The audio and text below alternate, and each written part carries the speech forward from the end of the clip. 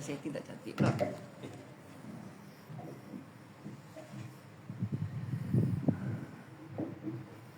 Assalamualaikum warahmatullahi wabarakatuh. Bismillahirrahmanirrahim. Alhamdulillahirabbil alamin. Wassalatu wassalamu ala asyrafil anbiya'i wal mursalin sayyidina Muhammadin wa ala alihi wa sahbihi ajma'in. Subhanaka la ilma lana illa ma 'allamtana innaka antal alimul hakim. Rabbi shrah li sadri wa yassir li amri wa hlul 'uqdatam min lisani yafqahu qawli. Wala haula wala quwwata illa billahil aliyyil azim. Amma ba'd. Alhamdulillah, syukur pada Allah Subhanahu wa taala. Hari ini rasanya masuk fasal yang keempat pada menyatakan perut. Betul? Sebab jelas hari itu kita hampir dah, kalau tanda kat sini 8 hari bulan 16. Betul? Kan? So masuk tadi baru lagi pasal yang keempat pada menyatakan perut.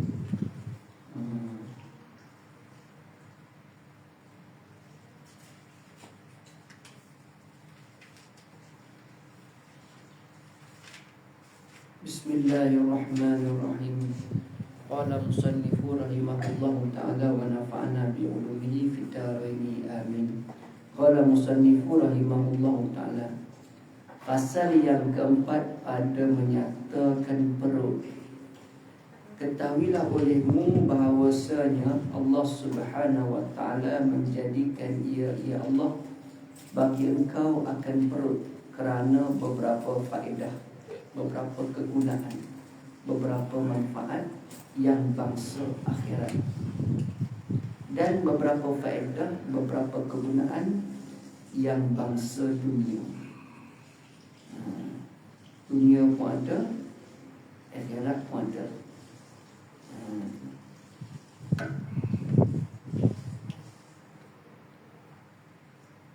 Betul? Apa dia yang bangsa akhirat? Apa dia yang bangsa dunia?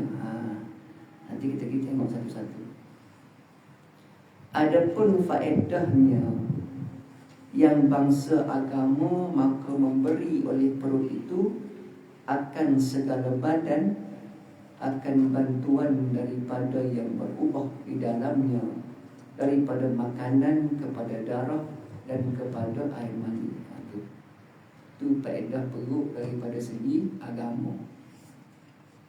Perut ni dia akan beri pada kita tenaga. Kalau tak ada tenaga, nak amal macam mana? Tak larat ni. Sebab nak beramal perlu pada tenaga. Tengok orang bila puasa lembek je, lembek tak larat lah. Tak larat nak buat amal macam mana? Tak boleh nak buat amal. Jadi nak bagi ada tenaga tu, nak boleh buat amal dengan sempurna tu, maka berhajat kepada perut. Perut ini akan ubah, mana proses. Kita makan, dan perut akan proses, jadikan darah, jadikan tenaga, apa semua. Dapatlah kita buat kerja amal. Tu. Kalau tak ada, tak boleh nak buat amal. Tak larat. Itu antara fungsi perut untuk akhirat. Lepas tu, selain pada darah tu jadi tenaga kepada kita buat amal, apa semua, itu juga untuk bertukar darah tersebut menjadi air mani. Untuk apa tujuan? Supaya dengan dia mendapat anak, dapat zuriat.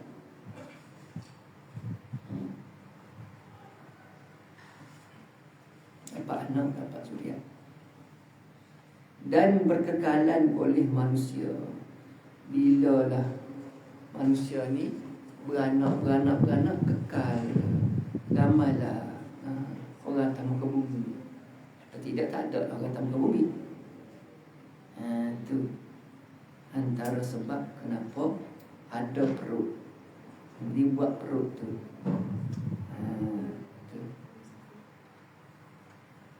Okay. Betul? Maka dengan sejahtera segala anggota perut. seperti jantung dan limfa dan paru-paru dan perut besar, sejahtera yang tinggal daripada segala badan, daripada segala penyakit, yang menegah daripada menunaikan segala ibadah dengan sempurna. Bila perut sihat, badan sihat. Tuan tanya, apakah ubat yang saya kena makan atau saya kena cari untuk baiki kesihatan diri? Ubat dia dah di perut. Ubat perut, perawat perut lah. Kita duduk Kementerian Kesihatan lagi tahulah, kan? Nama pun Kementerian Kesihatan, tapi tak sihat juga. Kementerian Kesihatan pun tak sihat, macam mana? Tengok Kementerian Kesihatan. Mari kita jaga kesihatan. Kesihatan dari segi mana? Bila kita tengok punca-punca macam-macam yang ada ni, semua ia datang daripada perut. Kencing manis. Kencing manis daripada siapa? Apa punca kencing manis? Gula. Lepas tu gula bukan makan. Darah tinggi. Darah makan. Kolesterol, lemak. Lepas tu lemak tu dia datang dengan sendiri. Semua penyakit tu punca pada perut. Rawat perut sihat semua.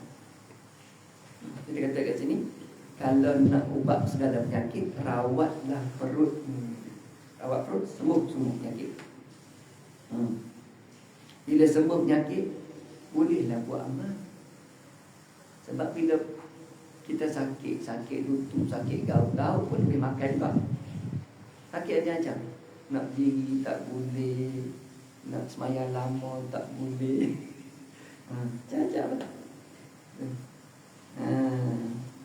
Payah juga ni. Tapi semuanya kena ubat di perut. Dia dalam TikTok tu ada satu doktor, nama Doktor Mani. Bagus dia India Muslim. Dia Islam, dia Muslim lah. Ikut ramai orang pakai formula dia sembuh. Yang daripada kecil mani apa yang dapat patah balik lah. Tapi nak ikut tu memang berjana. Sebab dia tak bagi makan macam-macam. Dia suruh makan benda. Tapi benda yang dia suruh makan tu kan benda apa pun. Suruh makan nasi, dia tak bagilah makan benda proses. Kena berhenti makan sebelum pukul 7. Tapi kita nak, kita malam suka bantai mamak lagi. Itu yang payah nak ikut dia tu. Tapi kalau dapat ikut apa yang dia cakap tu, insya-Allah dapat. Dan ada pun faedah yang bangsa dunia, kegunaan dunia perut ni, bila kenyang apa semua, maka menyempurnakan kesedapan segala makanan. Antara fungsi perut, kita dapat makan, kita dapat menikmati makanan tersebutlah. Dan minuman, dapat rasa minuman. Dan juga jimat. Asal kalau perut kosong nak jimat, jangan tak lalat, tenaga tak ada. Itu antara fungsi dia lah. Kerana ketiga-tiganya itu adalah ia pada ketika sehat perut. Mana? Ketiga-tiga dapat makan, dapat minum, dapat jimat. Kalau perut sihat dah. Cuba perut kau kembung. Perut kembung boleh makan? Tak boleh makan. Orang bawa makanan sedap pun makan. Ji kambing ni, memanglah kambing, tapi perut aku tengah kembung ni. Bila kembung tak boleh masuk makanan, makan pun muntah. Bila perut sakit, sama juga. Cirit-birit sakit perut. Orang bagi makan apa tak lalu. Kita kata, oh aku ni dah 80 kali ulang alik ke jamban ni. Tak ada kan. Bila perut sakit, makan tak lalu, minuman tak sedap. Habis selesai. Dan bermula mensyukurkan nikmat perut itu ialah memelihara perut daripada makanan yang haram dan syubhah. Macam mana nak jaga perut? Perut jangan makan benda haram, jangan makan benda syubhah. Kena jaga dia. Lepas tu orang tanya, saya tak makan babi. Memanglah babi itu benda yang memang haram zati Diri babi itu haram, tak boleh makan. Tapi ada lagi benda-benda haram yang lain yang dapatkan secara haram, hukumnya haram juga. Curi, walaupun curi buah durian, durian ni halal. Tapi kalau kita curi, bila makan benda curi haram. Dia bukan haram ni babi saja, lain-lain benda pun. Kalau dapat cara haram, haram. Yang syubhah ni yang tak jelas, tak nyata. Kita nak pergi makan kedai Korea ni, ni halal tak halal, sembelih ke tidak, ayam langgar lori ke apa. Jadi kita pun, tapi tengok ramai pakai tudung dalam ni masuk, kita pun masuk juga. Tu gelap hati tu, syubhah tu. Jagalah, bab makan minum kena jaga. Dan bila perut kita masuk benda haram, jadi lemah nanti nak ibadah. Nanti kat belakang akan kita kesan. Kalau kita beli makanan yang orang yang jual tu barang curi, dia jual dia. Kau tahu dia curi ke tak? Tak tahu tak apa. Kita tak wajib soal. Tak wajib soal dia. Kita pergi, dia berniaga. Bang beli durian ni, kita jangan tanya durian curi ke ni. Tengok muka kau ni macam pencuri ni. Kata memanglah bang baru lepas curi kat belakang ni. Tak ada belilah. Haram. Kita cokong dia pula, redha dengan perbuatan dia. Kita pergi sini, kita tanya, berapa durian ni? Durian saya nak bagi sekilo RM3. Murah. Kita pun tanya, durian curi? Curi. Tak boleh beli. Tak boleh tanya lah. Dia kata durian murah, kita beli. Tapi kalau kita tahu dia curi, tak boleh. Sebab tu fiqh senang je. Fiqh ni tak perlu kita teliti sampai jauh. Cukup sekadar depannya, muamalat kat depannya. Macam kita pergi makan kedai tom yam apa semua, tak payah tanya ayam siapa sembelih, baca bismillah ke tidak, apa semua tak payah. Kita tengok dia tu Islam, daripada perwatakan dia tu Islam, kita percaya pada Islam dia dulu. Kalau dia tipu, dia tanggung. Kau makan hapsing, kau makan hapsing. Dah, saya tak ada pernah beli, pernah makan dah. Betul? Hapsing tu Melayu ke? Nama lagi hapsing. Nama dia dah hapsing. Tak, boleh makan. Dia kita benda tukar masak tak ada masalah kalau bukan Islam pun. Yang penting masakan dia tu halalan thayyiban. Tapi tak ada mubarakan lah.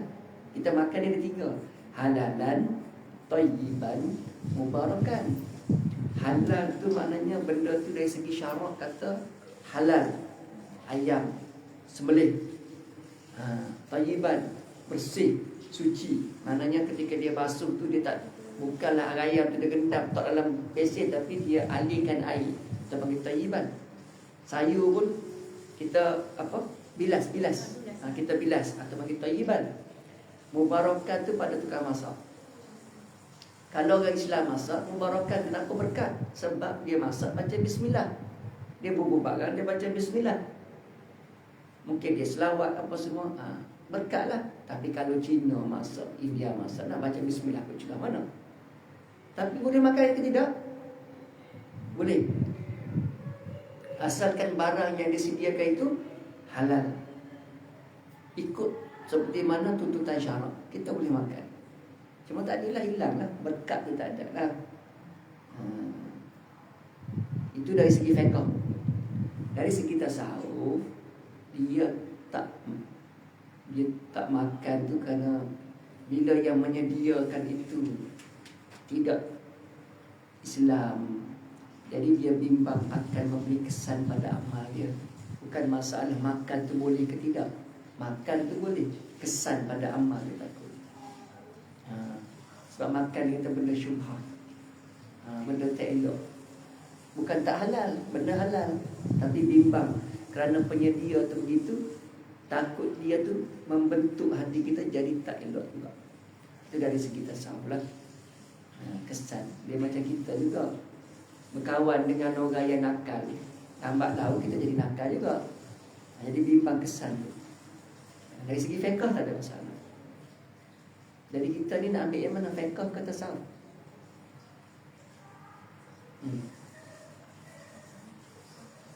Kalau ambil tasawuf, payah kau nak pergi overseas.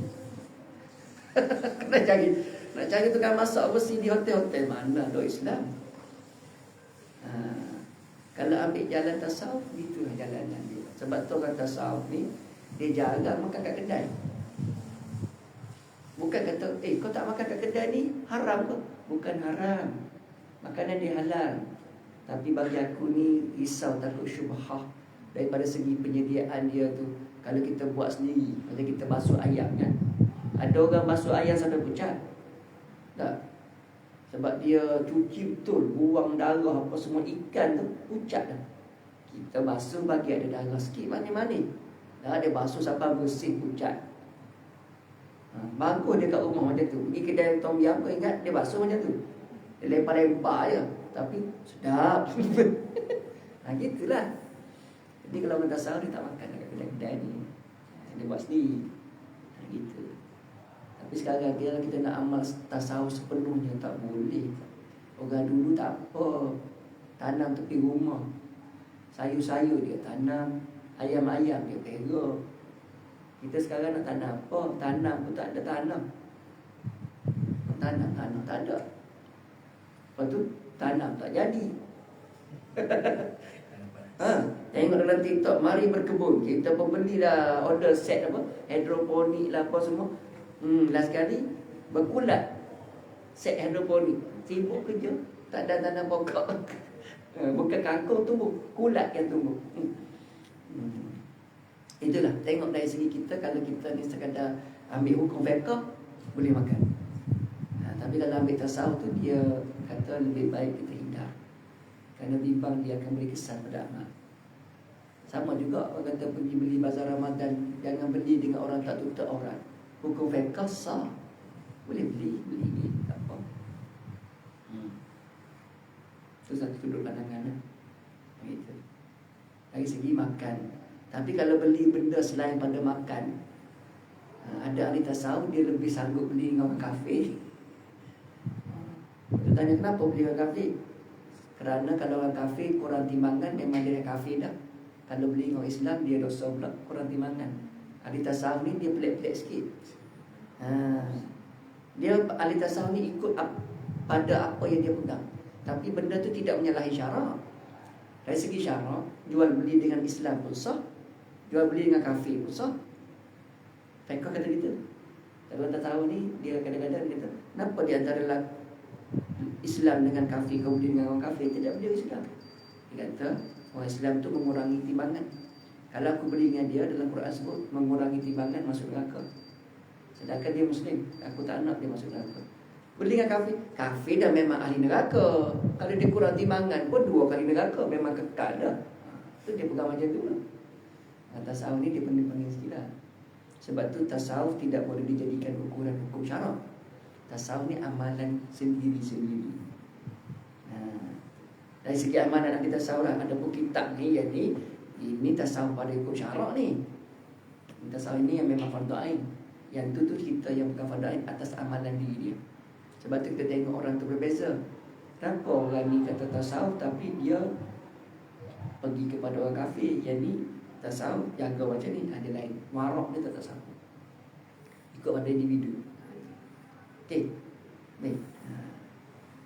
Tak apalah, yang kita beli Grab tu kita pun tak tahu halal tak halal kan? Anak kira lah, kita pun tak tahu dia masak kat rumah macam mana pun tak tahu. Jadi kita tengok pada umum. Makanan yang jual tu, okay, tengok macam halal, nama kedai ni halal, nama Melayu, kita belilah. Percaya atas itulah. Nak dapat halal jakim payah. Halal jakim antara yang paling susah. Sebab tu orang tak dapat. Saya pernah tanya pegawai jakim, susah ke nak dapat halal jakim?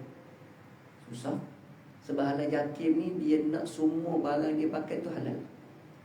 Maknanya kalau dapur dia kicap mesti ada cop jakim. Semua barang-barang yang dia pakai tu cop jakim semua. Kalau ayam mesti beli daripada rumah sembelihan yang jakim sahkan. Kalau negeri-negeri punya jabatan agama tu susah nak dapat tu. Sebab tu kalau yang kedai-kedai Jepun, Korea baru masuk, sebab dia kadang-kadang ingredient tu dia import, tu tak dapat halal. Memang kita tak benarkan.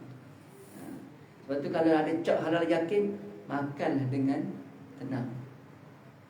Jangan risau. Termasuk Hapsing. Hapsing halal yakin tau. Nama je Hapsing. Biskut Tiger, Nestle apa semua tu cari kat China. Tapi tak apalah, dia boleh halal boleh makan. Okey. Benda tu. Apa itu syubhah? Ya, artinya benda syubhah ni yang tiada diyakinkan akan halalnya. Tak yakin halal ke tidak ni, dan tiada diyakinkan akan haramnya. Tengok-tengok, itu syubhah. Nak kata halal pun tidak, nak kata haram pun tak berani. Ada bagi syubhah. Betul? Dan memeliharanya daripada kesakatan kenyang. Apa lagi benda yang kita menjaga perut ni? Selain pada jaga benda, jangan makan benda haram, jangan makan benda syubhah, jaga perut, jangan makan sampai bersangatan kenyang. Tu kena berhenti sebelum kenyang tu. Jangan makan sampai kenyang, betul menyandar. Tak boleh nak bangun, jadi ular sawak. Pernah tengok ular sawak lepas makan? Tengok dari YouTube. Saya pernah tengok ular sawak makan lembu. Masa kecil tu lah, kayu-kayu basikal tengok gambar orang berkerumun. Kata kenapa ramai-ramai ni? Tengok, oh ular sawak baru lepas makan lembu. Tapi kita boleh naik atas perut dia. Tak dia buat apa? Lembu dalam perut dia nak makan je, dia tak boleh lagi. Ular sawak ni, dia sekali makan dia akan duduk situ je. Dia memang tak gak kita sepak dia ke, kita buat dia duduk dia. Dia nak lari, dia kena muntahkan balik. Dia kena keluarkan balik. Macam dalam video tu, keluar muntah balik baru dia boleh lari. Kalau tidak dia tak boleh lari, dia duduk kat situ. Tu kata makan macam ular sawak tu. Makan ular sawak memang tak gerak lah. Habis makan duduk. Tu yang bulat tu. Jadi sebelum kita rasa kenyang, berhenti. Makan banyak kali tak apa. Sebab tu kalau kita tanya bagian pemakanan pun, dia kata makan sikit tapi kerap tak apa. Jangan makan banyak. Maka hendaklah bersungguh-sungguh engkau memelihara perut itu daripada yang haram. Jaga jangan makan benda haram, dan jangan makan benda yang syubhah, kerana 3 perkara. Apa sebab kena jaga? Dia kata kena jaga perut ni daripada makan benda haram dan syubhah. Sebabnya ada 3. Yang pertama, kerana takut daripada siksa api neraka. Firman Allah Ta'ala, innal ladhina ya'kuluna amwalal yatama zulman innama ya'kuluna fi butunihim nara wa sayaslawna sa'ira. Bahawasanya sekalian mereka yang makan mereka itu harta anak yatim kerana zalim. Ni makan anak yatim ni nak bagi contoh misal kata benda haram. Lepas kata makan harta anak yatim macam mana? Saya bukan dicuri rumah kebajikan. Memanglah kau tak curi rumah kebajikan. Tu, bila mati tok, nenek, mak, ayah, bagi faraid. Bagi faraid tu makan harta anak yatim tu. Sebab kadang-kadang dia ada hak tapi kita ambil. Makan harta anak yatim tu. Dan kira-kira rupanya ada bahagian untuk anak saudara ke yang kecil-kecil yang sepatut dapat bahagian. Tapi kerana mereka ni tak reti kecil, budak kecil mana reti. Kita pun tak apalah, bahagian dia tu kita ambil, kita bagi sama rata geng-geng kita lah. Dia bukan tahu ayah dia ada dapat berapa banyak. Kita sapu je lah. Maka ada harta anak yatim. Rasa kita tipu dia. Ini bahaya ni. Biasanya dalam masalah faraid, bagi harta. Makan dengan jalan zalim. Hanya saja makan mereka itu dalam perut mereka itu akan sebab bagi api neraka. Maka bila kita makan harta anak yatim, masuk neraka lah. Kena hati-hati. Sebab tu dalam bab faraid ni kena jaga-jaga. Bila mati seseorang tu, jangan cepat sangat nak bagi harta dulu. Tulis dulu. Bila meninggal, tanya dulu. Harta si mati ada berapa banyak? Senaraikan. Senarai. Hutang si mati ni berapa banyak? Hutang dengan Allah, hutang dengan manusia. Kalau dia cukup duit apa mampu tak pergi haji, kena buat upah haji dia. Lepas tu dia punya semayang berapa yang dia tinggal, fidyahkan. Puasa berapa tinggal, fidyahkan. Zakat apa tak bayar, bayar. Selesai hutang Tuhan, urusan harta dia dengan Tuhan selesai. Lepas tu tengok dia ada hutang tak, kedai runcit, kedai makan, apa hutang, tengok habis semua hutang. Baki tu tengok ada tak wasiat. Tak ada tak wasiat dia. Ada tak hibah? Tak ada. Last sekali faraid. Lepas tu faraid kena bagi ikut hukum, jangan bagi sama rata. Boleh bagi sama rata, tapi kadang-kadang bila bagi sama rata tu ada orang yang tak redha. Depan-depan memang dia cakap redha. Boleh sama rata? Boleh. Ada hati tak bagi. Jadi ambil je, ambil hak orang. Lepas tu kalau orang jumpa saya tanya macam mana nak bagi harta pusaka, saya kata mudah je. Sekali tulis semua harta si mati, kemudian kau pergi beli cari duit Saidina. Tahu Saidina? Beli Saidina tu buat balik. Satu untuk kau, satu untuk aku. Dua untuk kau, dua untuk aku. Letak. Kalau ada rumah, letak kat tengah-tengah. Ni nampak rumah kecil ni. Rumah ada 3 biji, letak kat tengah. Duit, ambil duit Saidina tu kira berapa? 100,000 tak kat tengah. Sebab nak buat keluar duit betul tak boleh lah, kan? Tak kat tengah, supaya semua orang nampak jumlah harta berapa banyak. Dan pada tengok jumlah harta berapa banyak, baru kat situ orang kata, saya tak setuju sama kata.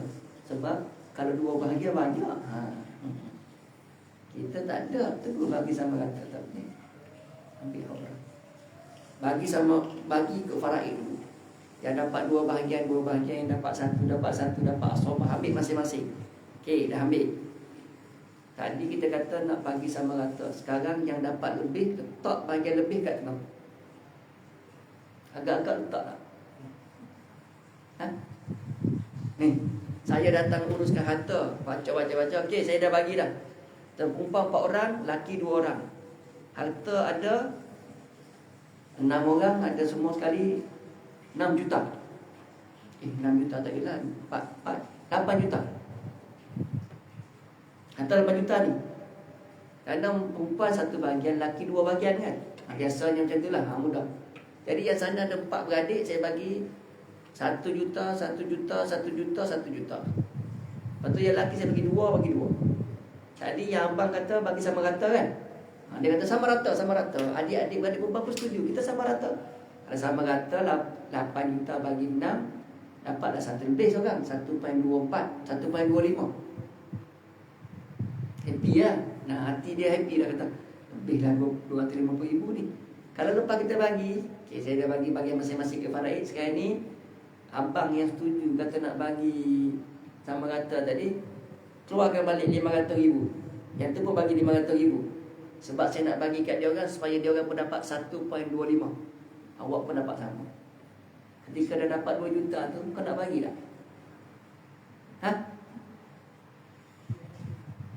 Bukan kau punya. Sebab kau perempuan, kau kena duduk diam je. Jangan cakap. Kau perempuan duduk diam. Dia pun lelaki, sebab lelaki dapat lebih. Perempuan tak boleh cakap banyak. Perempuan dia tak boleh minta sebab bahagian dia tak ada lah tu. Lelaki ni kan. Dah dapat 2 juta, nak bagi tak kat adik atau kakak perempuan yang kau kata tadi nak bagi sama rata, dapat 2 juta, nak bagi 500,000, nak bagi kat dia orang? Macam mana? Bagilah. Bagi benda tak ada. Benda tak ada boleh sembang lah. Kalau benda ada dalam depan mata, nak bagi 500,000 ketak-ketak 500,000, kau pencen nanti, kau punya gratuity banyak tu lah, 500,000.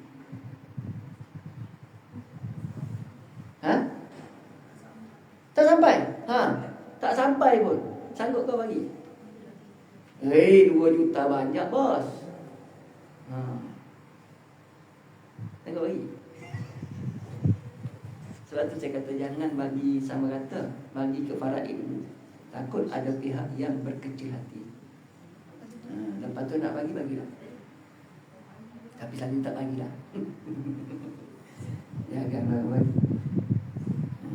Sebab dia tak nampak harta banyak mana.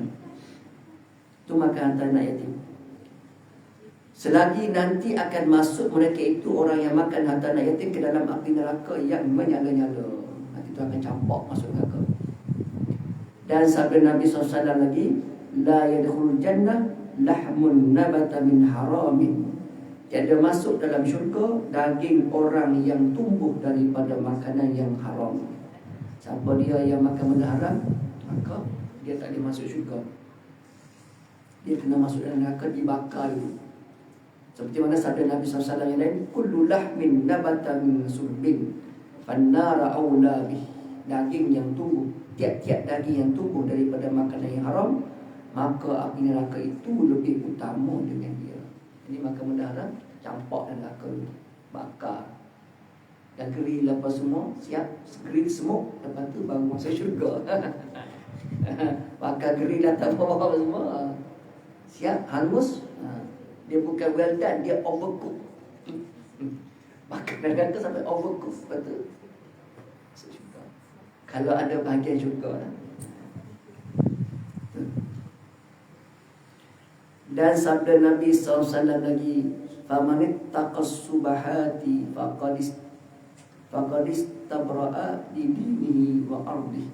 Maka barang siapa memelihara dirinya daripada segala yang syubhah, maka sungguhnya telah menuntut bersih ia akan agamanya dan dirinya. Kalau kita jaga daripada makan benda-benda syubhat, sesungguhnya kita ni pelihara agama kita, pelihara ibadah kita lah. Karena amalan kita, kalau ada benda haram, timbang Tuhan tak terima. Jadi kalau benda haram pun tak ambil, benda syubhat pun tak ambil, mudah-mudahan Tuhan terima amalan. Ambil. Yang keduanya, sebelum masuk yang kedua, kau ada nak tanya apa-apa?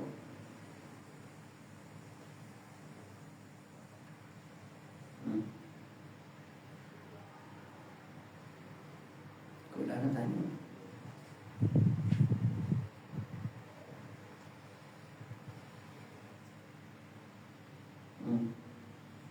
Ada?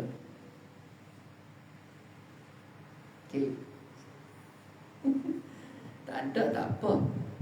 Tak ada jalan lain. Yang keduanya, bahawasanya yang makan akan makanan yang haram dan yang syubhat itu tiada diberi petunjuk akan dia kepada ibadat. Kesan kita makan benda haram, kita makan benda syubhat, Allah Ta'ala tak bagi petunjuk, tak bagi kita hidayah untuk dapat buat amal kebaikan. Kenapa? Kerana tiada patut, tak layak bagi orang yang mengerjakan ibadah itu melainkan yang suci daripada segala kekotoran. Jadi makanan haram tu dia bagi kotor, ada dalam badan. Jadi bila kotor, tak layaklah dia buat ibadah. Macam mana Tuhan nak terima? Sama ada kotoran yang dapat dilihat dengan mata seperti najis, atau kotoran yang tidak dapat dilihat seperti hadas kecil dan hadas besar, dan makanan yang haram dan yang syubhat. Kita mari menghadap Allah Ta'ala nak semayang, lepas tu ada sebahagian daging, darah daging dalam badan kita ni dari sumber syubhat haram. Itu macam mana Tuhan nak terima? Walaupun bersih dah, saya dah wuduk dah, hadas kecil, hadas besar tak ada dah, najis semua tak ada, yalah, itu yang zahir tu, yang dalam perut yang kau makan tu. Lepas tu kita duk kata, doa Tuhan tak terima, tiap-tiap hari doa Tuhan tak kabul. Tuhan nak kabul macam mana makan benda haram? Kena jaga tu. Sebab tu bila kita tengok, aku ni malas betul buat amal sekarang, kena tengok sumber kita makan dulu. Makan tu ada tak benda haram, benda syubhat? Kalau tak ada, baru tengok benda lain. Pertama tengok makan. Makan menjaga. Dan yang ketiga, bahawasanya yang makan makanan yang haram dan yang syubhat ditegah akan dia daripada mengerjakan kebajikan. Orang yang makan benda haram ni Tuhan tegak, mana tak dapat dia buat kebajikan. Dan jikalah mengeja ia akan dia, kalaulah takdir dia boleh buat amal, nescaya tiada diterima daripadanya amal dia tu, Tuhan tak terima. Dan tiada ada baginya melainkan penat dua.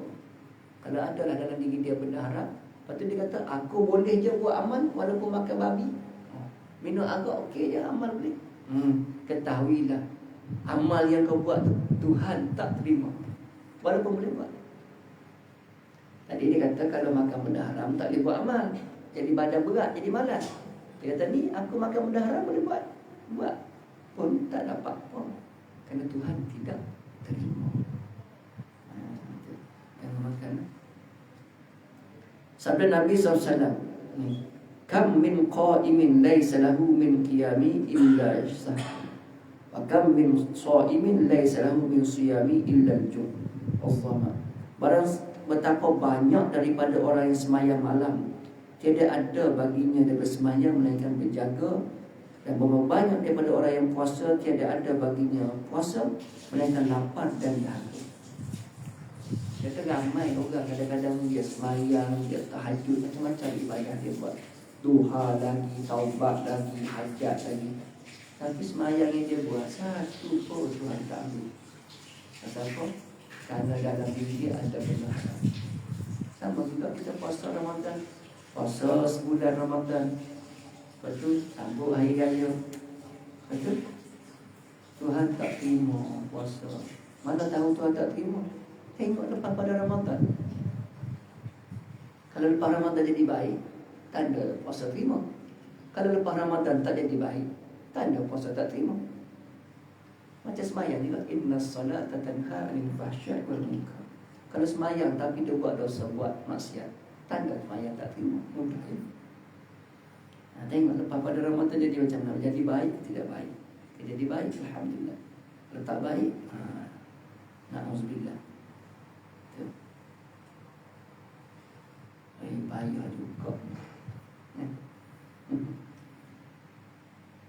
Diceritakan daripada Ibn Abbas radhiyallahu anhu, la yaqbalullah salatan li'in fi jawfihi haram. Tiada menerima oleh Allah SWT akan sembahyang seseorang yang ada di dalam perutnya daripada sumber yang haram. Itu Nabi kata bila buat amal, kalau dia makan benda haram, dia boleh buat amal sekalipun Tuhan tak terima amal dia. Adapun bersangatan kenyang, maka hanya senya dituntut daripada menjauhkannya kerana beberapa perkara. Adapun kalau kita kata saya ni makan benda halal tapi makan banyak, boleh ke tidak? Syarak kata makan banyak tu tak ada lah sampai haram, tapi kalau boleh tegahlah jangan buat. Pasal apa? Dia akan sebut alasan-alasan kenapa jangan makan banyak. Kok tu? Ada apa nak tanya? Buat gimana? Kok ada soalan? Tak faham mana-mana.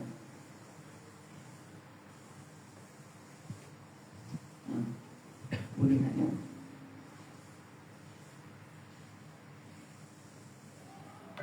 Muslimat tanya apa? Tak faham ke? Jangan tanya nak makan apa, sudahlah. Kita tak tahu lah.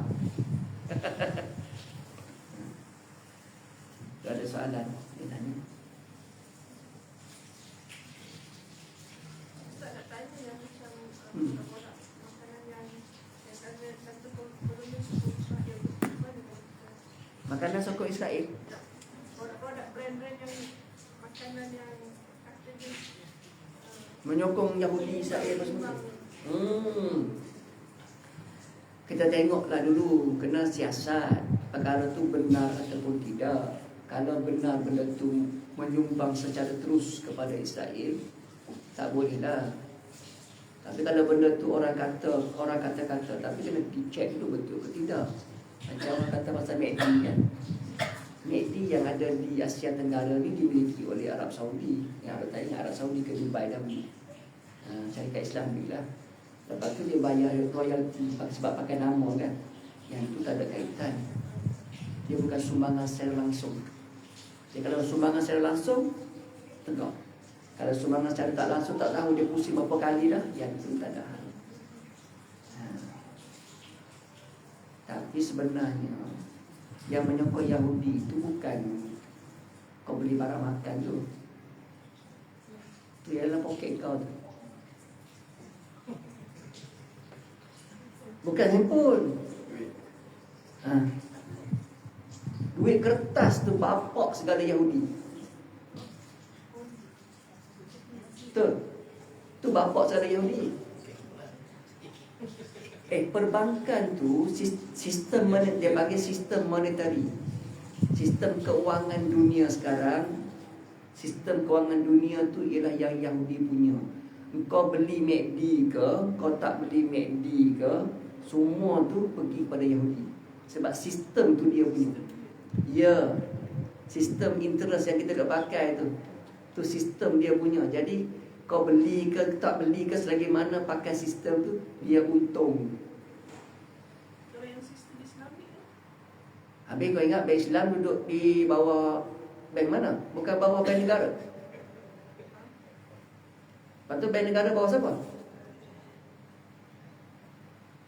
Bank negara. Bukan bawah bank dunia. Bukan bank dunia bawah IMF. Tak kisah bank mana pun. Nama dia bank. Yang bank yang tak duduk bawah Yahudi satu je. Bank yang kat dalam rumah kau tu. Yang kau nak pergi melabur. Yang tu Yahudi tak ambil. tabung ayam. Bukan tabung ayam. Bank tempat kau melabur pergi berak tu. Tabung ayam. Bank tu je yang dia tak nak. Dia kata ini tak masuk. Yang tu kau pelaburan yang tidak diterima. Bank ayam yang kau tabung kat rumah tu pun duit shilling tu pun. Duit shilling. Bukan duit shilling. Duit Malaysia ni yang kita pakai ni pun. Duit Malaysia ni bukan kita boleh selamba je buat. Cuba tengok duit Malaysia tu buat kat mana. Duit kertas kau pakai je lah. Buat kat mana? Buat kat UK. Thomas Delaru buat. Bawah tadi cop. Bukan buat kat Malaysia, buat kat UK. Balik Malaysia cop dia punya nombor je. Nombor siri tu cop kat Malaysia, buat kat overseas. Duit siri buat kat sini. Sini buat kat bank negara. Jadi lepas tu duit Malaysia ni bukan suka hati kerajaan kata jom kita tukar duit, tak boleh. Dia kena minta kebenaran dulu. Jadi bukan masalah duit, masalah sistem ekonomi dunia sekarang ni sistem kapitalis. Sistem tu di bawah cara Yahudi dah. Jadi kau setiap urus niaga kita buat, semua dia untung. Lepas tu kita akan tanya saja, kita kena boykot ni. Kau boykot ke, kau tak boykot ke, dia tetap untung. Sebab ekonomi tu dia pegang. Ekonomi tu Yahudi dah pegang. Tu bila negara-negara Islam dia nak pergi kepada penggunaan emas, US dihentam negara dia. Macam apa? Muammar Gaddafi kan. Antara sebab Gaddafi kena bantai, padahal dia pegang Libya berapa puluh tahun. Antaranya ialah bila Gaddafi kata kita mesti jual beli guna emas. US tegar tu sama juga kat Iraq. Dia Saddam Hussein dia nak pakai emas kan. Sebab bila tak pakai duit, dia tak akan dapat duit. Tu kena belajar sistem kewangan dunia. Dia panggil friction system sekarang kita pakai. Friction system ni, duit yang kita ada tu sebenarnya hanya 10% saja daripada nilai yang ada. 90% lagi diterbitkan dalam bentuk hutang. Tahu? Balik kau baca dalam buku. Supaya kita tahu duit yang kita pakai. Sebab tu duit kita dia inflasi. Sebab kita menerbitkan hutang. Kerajaan Malaysia pun hidup dengan hutang. Betul? Kau tak tahu? Bergerak sungguh lah. Kata rakyat Malaysia. Pergi kat bank negara, buka.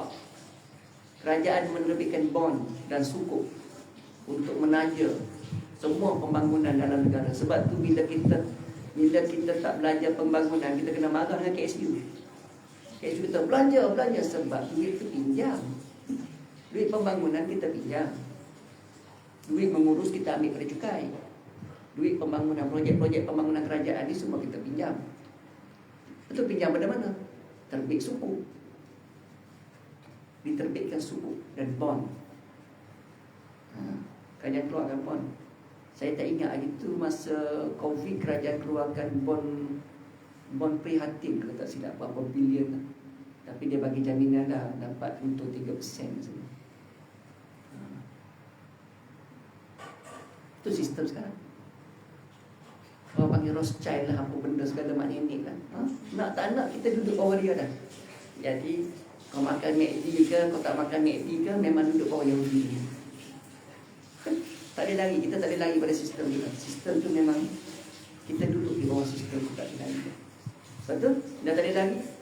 Kita hanya buat amal yang mana yang kita boleh kawal di bawah kuasa kita, kita jaga. Yang lain pada tu keluar bidang kuasa, tak mampu lah. Mudah ya. Tak payah fikir jauh-jauh.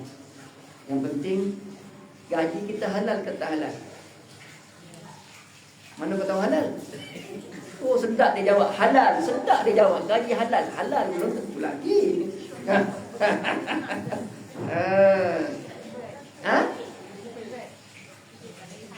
Tak rehat.